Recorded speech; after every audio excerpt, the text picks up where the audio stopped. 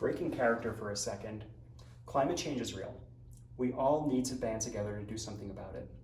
For this art piece, a team of 3 climate scientists did a ton of research to figure out the largest sources of greenhouse emissions at this event, as well as the most impactful things we could do to address our negative impact, potentially even turn it positive. This is Dr. David Brown. He earned his PhD in climate change and climate science from Caltech and has been heading up the research mentioned earlier. Dr. Brown, what are the largest sources of greenhouse emissions across this event at Take 3? Yeah, so number 1, transportation, getting you and your stuff to the event. Number 2, and almost as big as number 1 in this specialty event, is nitrous oxide, so whippets. And number 3 is food, especially if you're a meat eater. Interesting. Can you tell me more about the nitrous oxide use? Like how did you calculate that and why is it so impactful? Right, yeah, so as it turns out, nitrous oxide, every liter of it has 300 times the impact on the climate as CO2 does.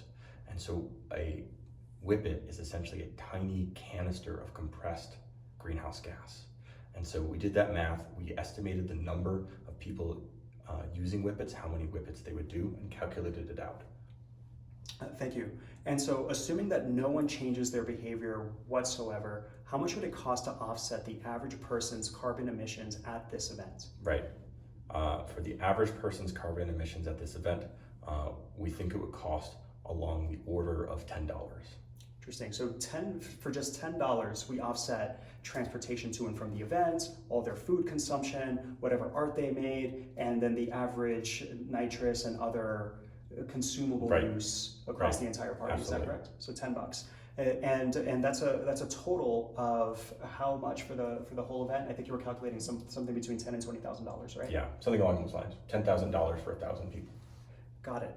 Perfect. And so a lot of people have the opinion that carbon offsets might be ineffective, right?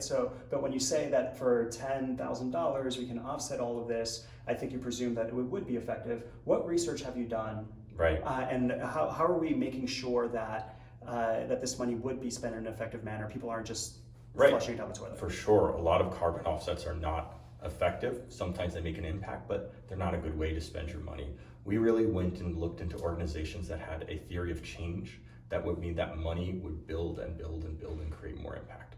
So we're looking in terms of, for politics, the Sunrise Movement.